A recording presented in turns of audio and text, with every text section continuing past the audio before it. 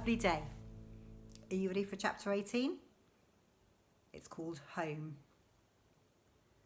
Soon we had left the village behind us and were in the open country. There was no one else in sight, just the two of us, my father and I, tired but happy, striding out along the curvy country road in the light of the moon.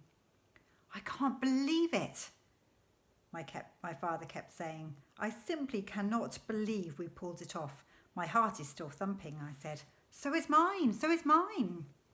"But oh, Danny," he cried, laying a hand on my shoulder, "didn't we have a glorious time?" We were walking right in the middle of the road, as though it were a private driveway running through our country estate, and we were the lords of all we surveyed. "Do you realise, Danny," my father said, "that on this very night, on this Friday, the 30th of September, you and I have actually bagged 120 prime pheasants from Mr. Victor Hazel's wood?"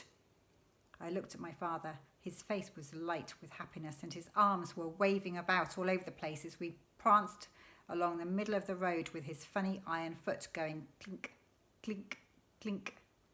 "Roasted pheasant," he cried out, addressing the moon and the entire countryside. "The finest and most succulent dish on earth." Let's check. If you can see that.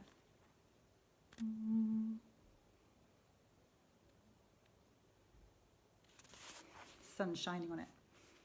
"I don't suppose you've ever eaten roasted pheasant, have you, Danny?" "Never," I cried. "You wait," he cried. "You just wait till you taste it. It has an unbelievable flavour. It's sheer magic." "Does it have to be roasted, Dad?" "Of course it has to be roasted. Don't ever boil a young bird. Why do you ask that?"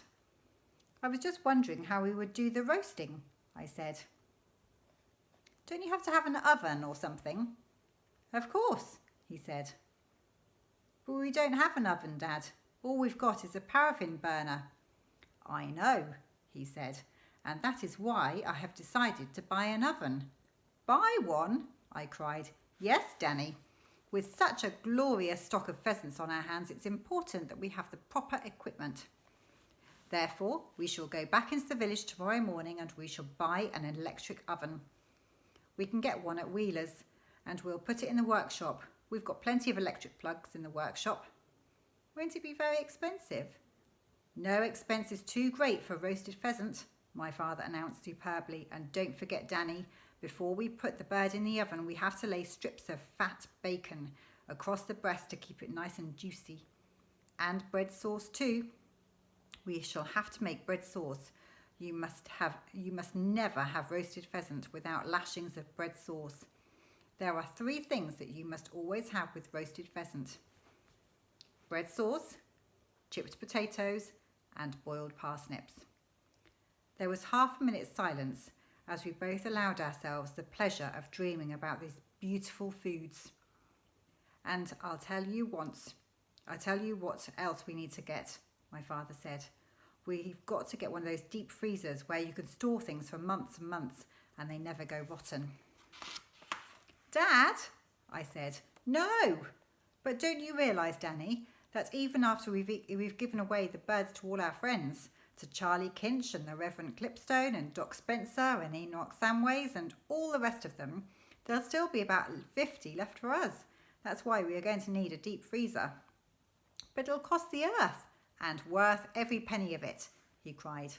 "Just imagine, Danny, my boy, any time we fancy a nice roasted pheasant for our supper, all we've got to do is open the lid of the freezer and help ourselves. Kings and queens don't live any better than that."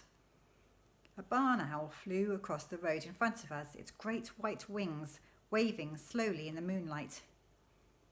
"Did your mum have an oven in the kitchen, Dad?" I asked, "when you were a boy?" "She had something better than an oven," he said.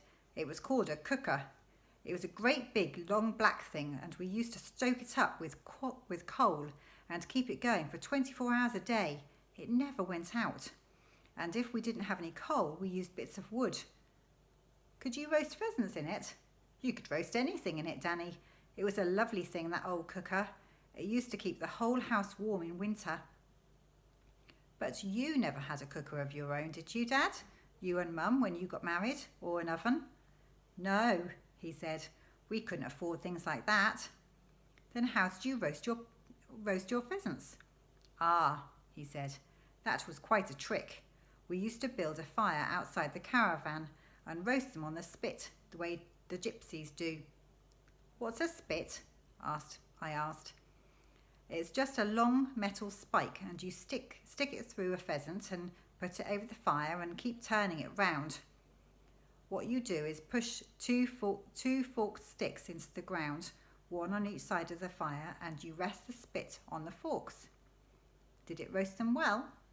Fairly well, he said, but an oven would do it better. Listen, Danny, Mr. Wheeler has all sorts of marvellous ovens in his shop. He's got one in there with so many dials and knobs on it, it looks like the cockpit of an aeroplane. Is that the one you want to buy, Dad? I don't know, he said. We'll decide tomorrow. We kept walking, and soon we saw the filling station glimmering in the moonlight ahead of us. Will Mr. Rabbit be waiting for us, do you think, Dad? I asked. If he is, you won't see him, Danny. They always hide and watch you from behind a big hedge or a tree, and they only come out if you are carrying a sack over your shoulder or if your pocket is bulging with something suspicious. We are carrying nothing at all, so don't worry about it.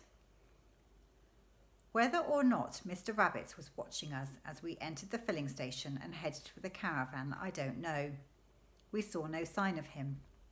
Inside the caravan, my father lit the paraffin lamp, and I lit the burner and put the kettle on to make us a cup of cocoa.